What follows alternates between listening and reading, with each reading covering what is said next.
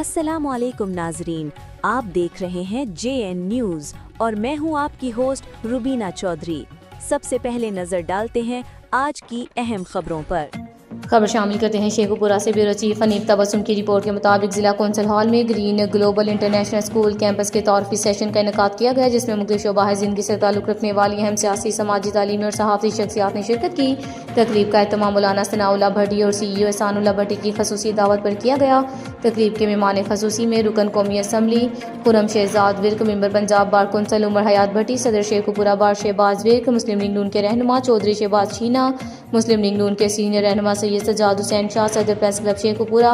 अजीम Ahmed Yazdani, general secretary press club Mian Shahid Jalandhari, साबिक नायब सदर प्रेस क्लब आमिर शहजाद सिद्धू,